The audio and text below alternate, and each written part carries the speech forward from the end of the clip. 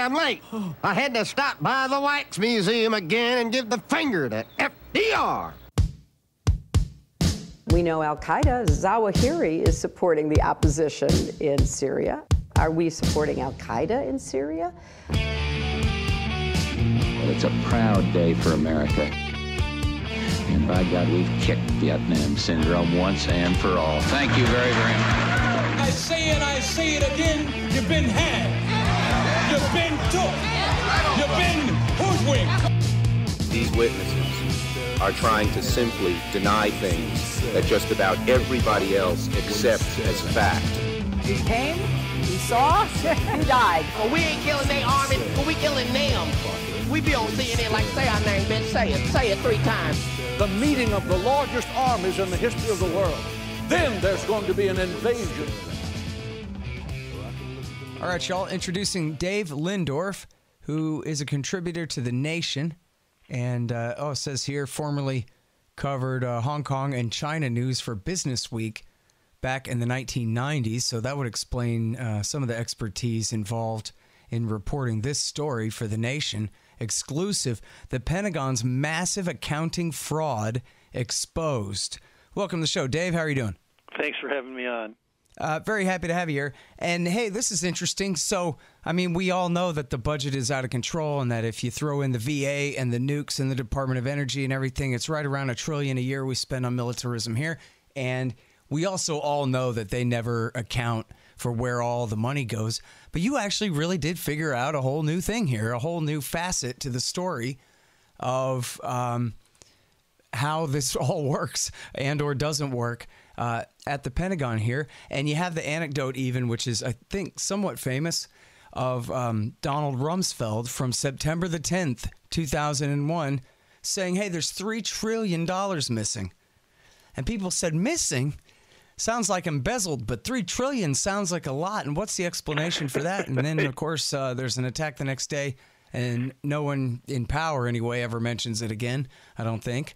No one in the media did either, in the mainstream media. Mm-hmm. And so it was a big story, and then it disappeared. Right, and now there are a lot of conspiracy theories about that, which it seems like, hey, embezzlement is a crime, so right there, somebody ought to be charged with conspiracy, something. But also, and I'm not sure who all should get the credit for reporting this. I just know it from a long time ago that really a big, and I forget if you mentioned this in your piece, you may well have, about Rumsfeld was really using this as a cudgel against the officers. And he was saying, the real sheriff, civilian authority is in town. He'd been Secretary of Defense before, and he had real plans for, whipping these generals into line, and he was hitting them over the head with their bad accounting practices so that he could accomplish his transformation of the military and promoting more special operations forces and less infantry divisions and these kinds of things.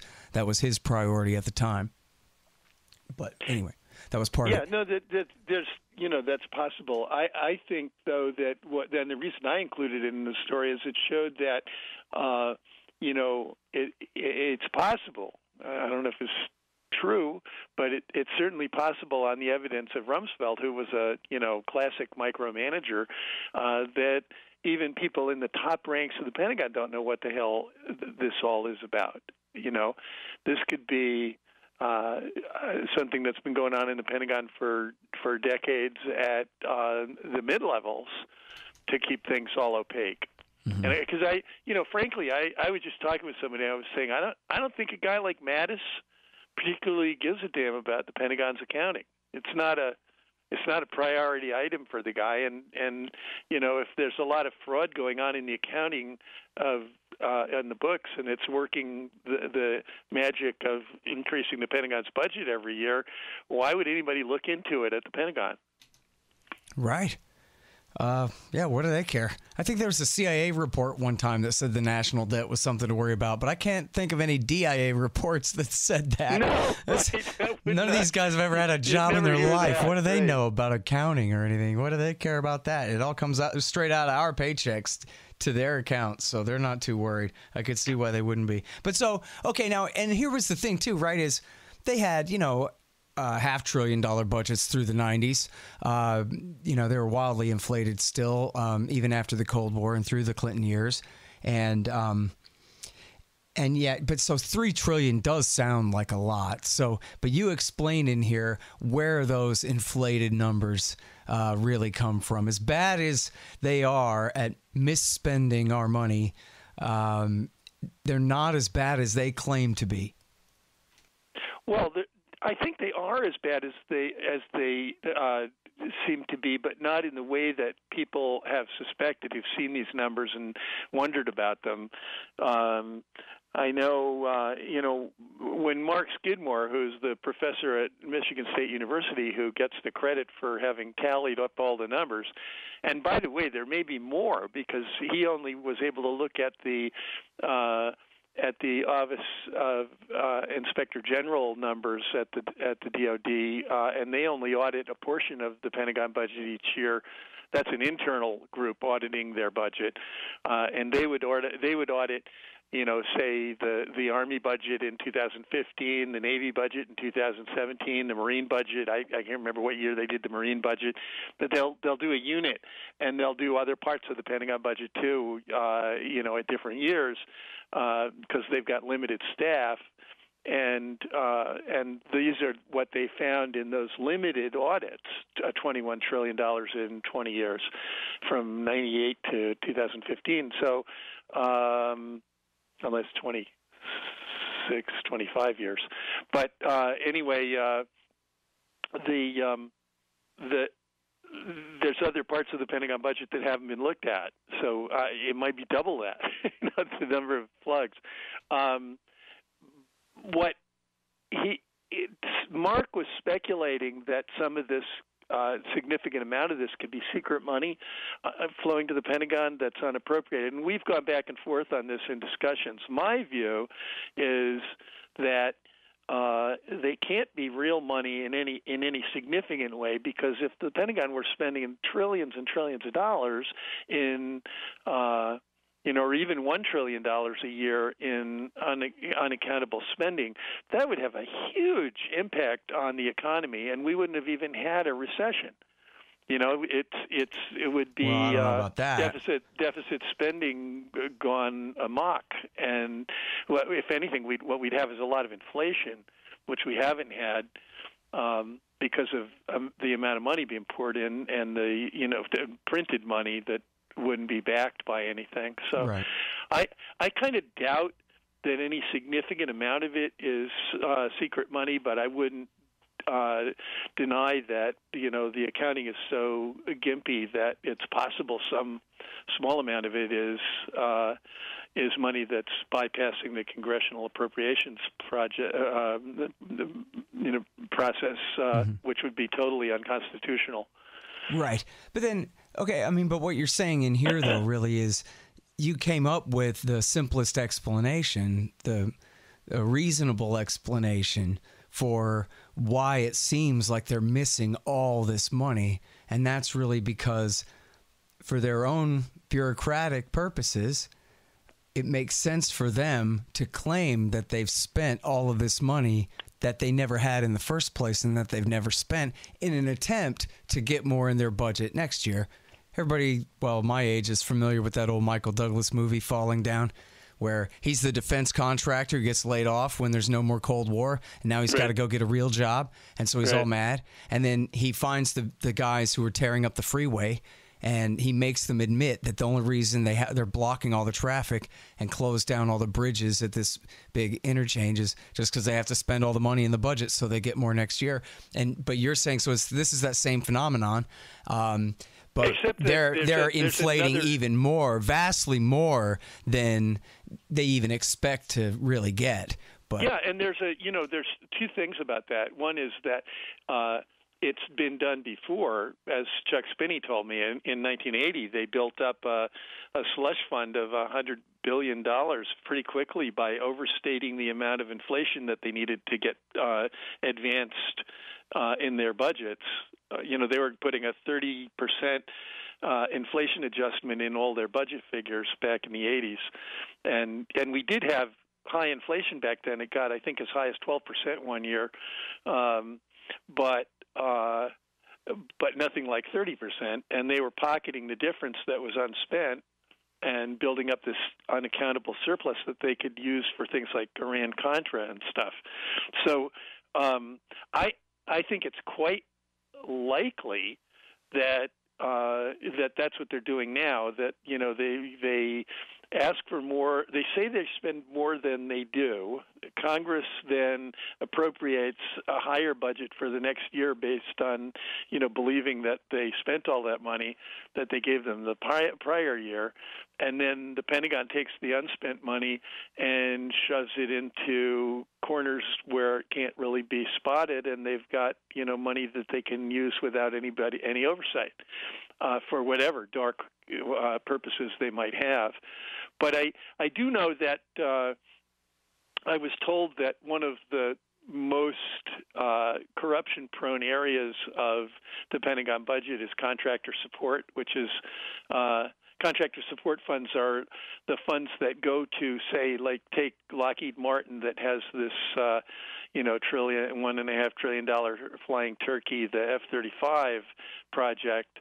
That has contractor support that's pushing the cost of maintenance of those planes for the life of the project up to now another $1.5 trillion. And the Air Force, I think last February, said that they couldn't figure out what Lockheed Martin was doing with the contractor support funds. So, which would relate to this kind of hokey accounting, and they said that because of the rising costs of the plane, they were considering cutting their order by a third, which doesn't bother Lockheed Martin because they just raised the price per plane. But it means that instead of a $1.5 trillion plane, we might have, $130 million unit price on the plane. It may go up to $200 million per plane. So there is all of that going on. I think, part of this could be shoveling money to the defense industry. They get right now about $350 billion a year in Pentagon budget money, and the Pentagon brass loves to give them money because they later get to be on the boards of those things when they retire. Yeah. Well, and as we've covered on the show extensively too, even the biggest of these corporations like General Atomics and Lockheed and General Dynamics, etc., they spend measly tens of millions of dollars, maybe hundreds of millions of dollars a year on lobbying Congress, bribing congressmen. In other words, chump change, nothing. Yeah, and then they get to engage in scams like you're talking about where, oh, you want fewer planes? Well, we're going to charge you the same price for half as many planes then. They do the same thing with submarines, inflating the order and then cutting it. Dollars. It's a great return on investment. Absolutely. And, of course, with the F-35, it'll never be combat ready. It's not ever meant to be. The whole thing is a turkey in the first place, and everybody knows it, and everybody's known it all along, and they keep going with it anyway. Yeah, no, I did a piece on how they had one F-35 run a sortie against some Taliban fighters. It's like, right. What? This was not a plane that was designed to be attacking, Stone Age fighters with AK-47s. Well, and in fact, that same week they were like, "Yay, F-35 does first combat sortie," and then that same week, F-35 falls out of the sky in North Carolina or one of those. Right. They had to ground them all to check and see why this happened. It was some kind of hose that broke. No, it's a terrible plane, and it's just a. I think Spinney called it a whole. I may be quoting him on the wrong plane, but I thought it was this one he was referring to. That it was a assembly of spare parts flying in formation. That's funny, and that sounds like him. I mean, and the F-22 was a joke, but at least it can get off the ground and fly in the rain. Apparently, I don't know. Except that they left 17 of them in the tarmac in Florida when the hurricane came, and they all got destroyed. Oh, God. Yeah, they didn't. There's government planning for you right there. Yeah, several billion dollars. You know there's a storm coming. Yeah, out. no, don't worry about it. Jimmy's in charge of that, not me. It's fine. Hey, real quick, the best ways to donate to the show are patreon.com. $5 a month will get you keys to the Reddit group. $1 per interview will get you 2 free audiobooks from Listen and Think Audio. And then if you want to donate at scotthorton.org/donate, anybody who donates $50 gets a signed book, and $100 will get you a QR code silver commodity disc or a lifetime subscription to Listen and Think audiobooks at listenandthink.com. And yes, I take all your digital currencies and all that too. So there you go. Find out all about that at scotthorton.org/donate and patreon.com/scotthortonshow. Anyway, so now explain to us about the plugs and the nippering and the new vocabulary words here. Yeah, no, these are terms of art in the Pentagon only. They're not accounting terms, but the plugs are where these guys that are the Pentagon budgeteers and accountants. They just bookkeepers. There's this army of these guys in Indianapolis at the Defense Finance Accounting Service who do all the Pentagon's accounting, and they just plug in numbers when they're doing the books without any supporting documentation. And sometimes there is some supporting documentation, and the OIG reports that it gets removed and it's erased or whatever. So that these are like untraceable numbers, and they just paste them in, and nobody ever gets fired for that. They just continue to do it, and I think it escalates too because some of the numbers are to make last year's ending numbers match with this year's starting numbers. So once they are out of whack, they keep getting more out of whack. So those are the plugs, and it's a very good descriptive term. The money just gets plugged in. Money numbers get just plugged in, and by the way, it gets plugged in on the asset and liability side. So there's a sort of a cancellation. Like the one I cited in the piece, there was in the Army's $122 billion budget, there was an entry for $974 or $24 billion in accounts receivable, which means bills due to be paid, and a $724 billion fund transfer from the Treasury to the Army's budget. And that's pretty weird because the Army's budget's only $122 billion. So, and I tried to trace that out, and there was no indication at Treasury that ever left Treasury. So I think it was a made-up number. You know what seems strange, though, is, if they're coming to the Congress every year and saying essentially that they've spent $10 trillion and they need another 10 when everybody knows that they couldn't possibly have spent that much and that, no, they're not getting that much next year. They still keep the round number for the DOD in the $600 to $700 billion range, and it's not going too far above that for now. So it seems like, I guess, the accounting, all of this is, just internal inside the Pentagon, but it's for the purposes of intimidating the Congress, right, into giving them more, but they're not asking for that much more. So help me understand that. Well, I think part of it is that these financial statements with the weird, wacky numbers in them do go to Congress. It's an indication of the complete disinterest that the Armed Services Committees of the House and the Senate have in actually doing oversight of the Pentagon, that nobody asks questions and says, what is this $6.5 trillion number here, right? Or this $900 billion item in the or 90, I guess it was 90-something billion dollar in the $122 billion Army budget. Nobody asks questions, and that was one of the things that made Grassley stand out to me, is that he actually is saying, what the hell's going on here? Why aren't you guys having an auditable budget? And nobody else even asks.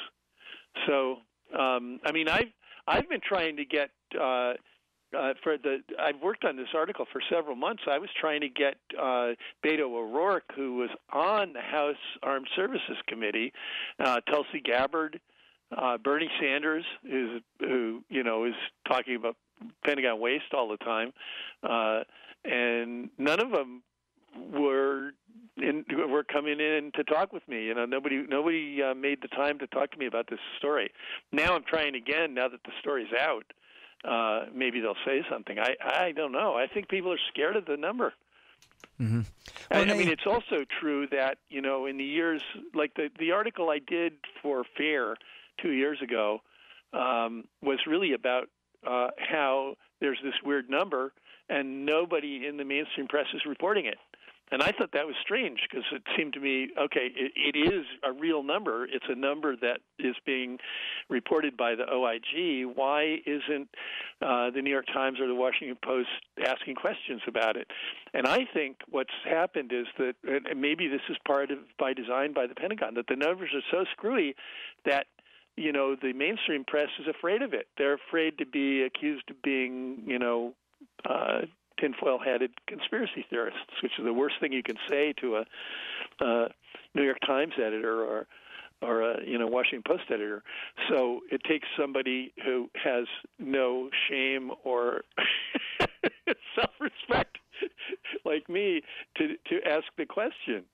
And now that we have the article out and it's well documented, and with named sources saying, yeah, these are real, and the Pentagon's budgets are garbage, I was thinking maybe that the mainstream press would pick it up, but they have not. I've gotten a lot of calls like yours, and the closest to mainstream we got was The Takeaway, which did a great interview on it, but nobody else is picking up on it. Nothing from the Times, nothing from the Post, nothing from the LA Times, nowhere. It's just not in the mainstream press.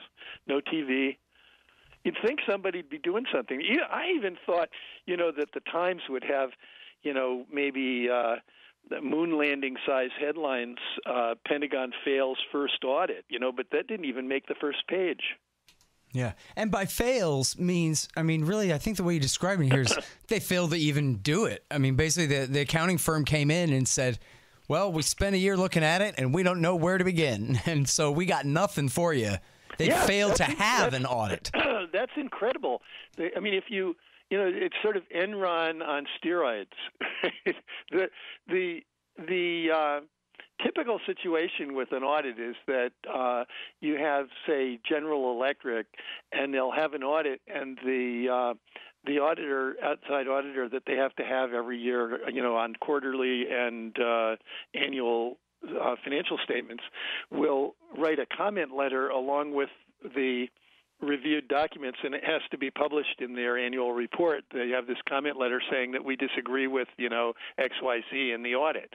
But basically, the numbers are there, and you can look at them, and you can look at the one that they question, and figure out why they're questioning it. But with the Pentagon, they had 1,200 guys from a bunch of the top audit firms in the country at a cost of $900 million, spent a year going over the Pentagon's budget, and they couldn't do that. They couldn't come up with a budget with comment letters. They had to just provide a list of thousands of deficiencies that need to be fixed before they can really do an audit, because the numbers are so out of whack. And that, even when you get one comment letter on an audit, it makes a company's stock tank, a public stock. So what the hell this means with the Pentagon?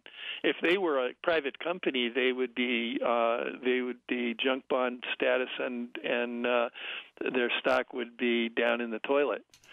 Yep. But like you said earlier, they're just whistling past the graveyard. They don't really know what these numbers are or care. A Mad Dog Mattis, he's not thinking about that.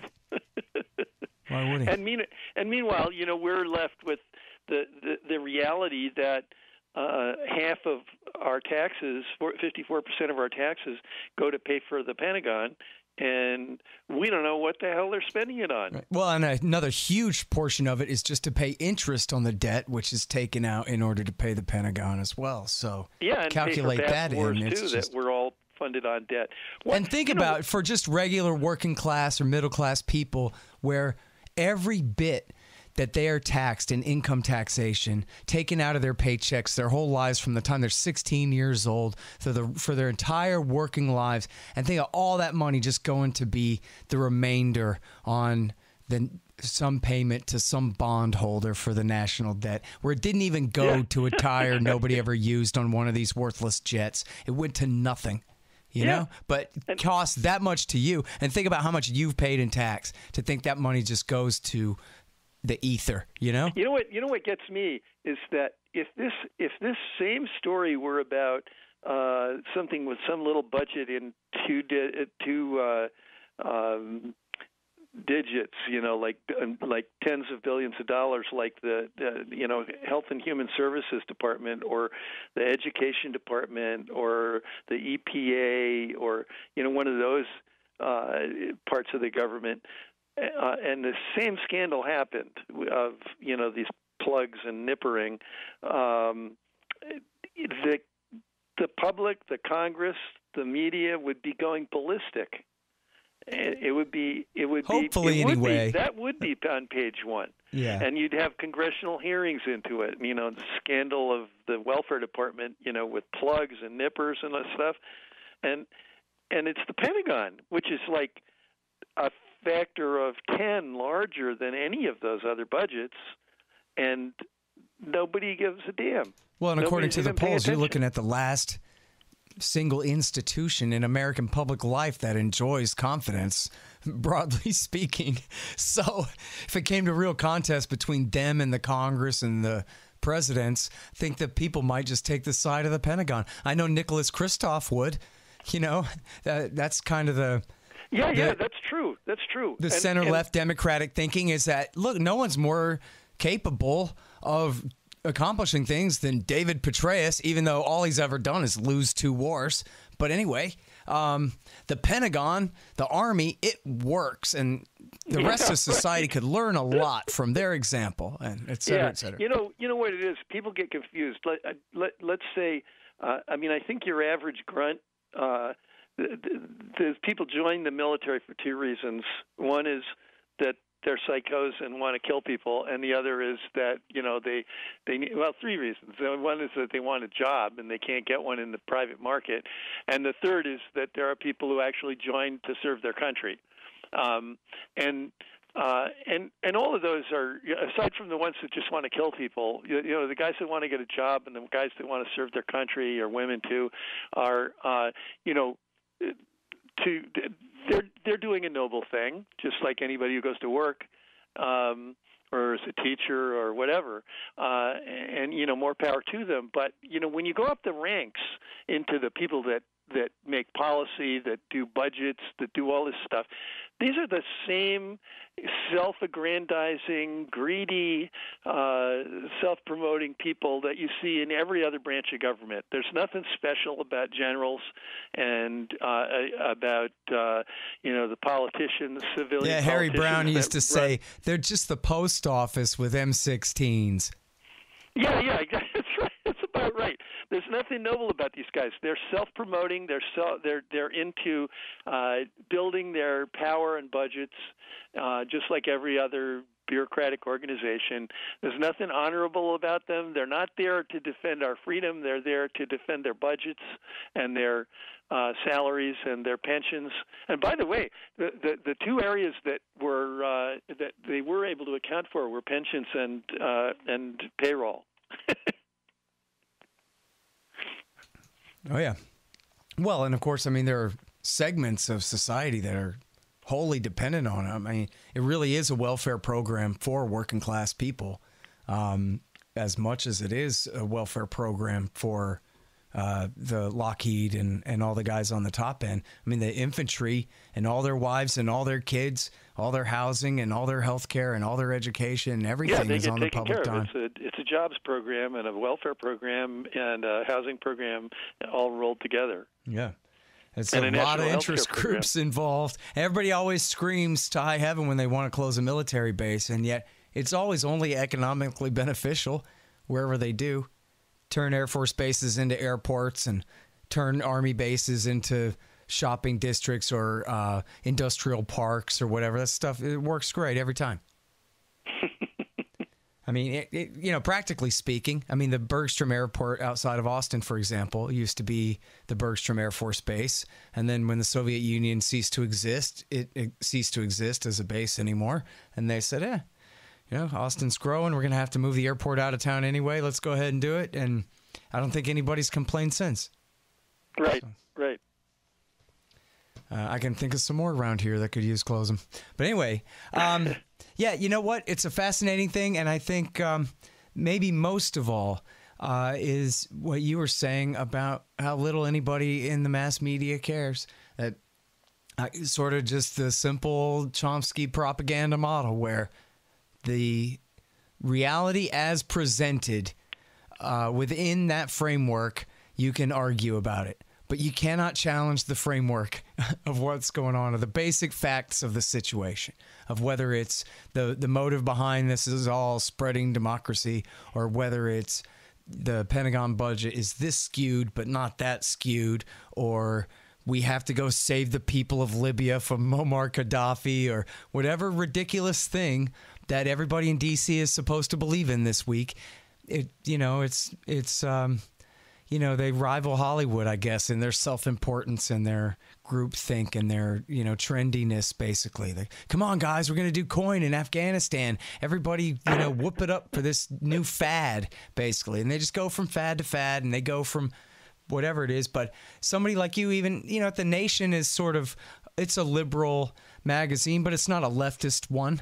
Right, it's acceptable mainstream within Democratic Party politics type stuff. Yeah, I mean, not to sell it short. I'm not trying to be mean about that. I'm just saying that the wisdom in there is sometimes really, really great, but it's oftentimes very kind of conventional, not revolutionary in any real aspect, and so should be respectable enough is what I'm trying to say, and yet still they ignore it just because the truth that you're getting at here is too far outside the way they ever look at it. Yeah, and to that, I would say that the Nation did a yeoman job of, first of all, Mark Hertzgaard, my editor, who's the investigations editor, really made sure this was a solid story, and really helped push me to nail things down. On top of that, we went through 3 days, agonizing days of a very determined, dogged fact checker making me line up all the facts for everything I was asserting in there, more than I usually would get in the years that I was a newspaper reporter, because that's all pushed through every day, and you can't fact check everything. You just have to trust the reporter. They didn't trust me at all at the Nation. I had to prove every damn thing. So, good. Really, this is a solid story, and they should be. And I think an editor should realize that looking at it. So it should be getting picked up elsewhere. But I think they're just afraid of it. Well, as you we say, certainly spotlighted on antiwar.com the other day. So. Yeah, no, this is really Chomsky. An example of what Chomsky writes about. You can't cross the line, and this crossed the line. Yep. Well, congratulations for it, too, because it really is important stuff, and I sure appreciate it.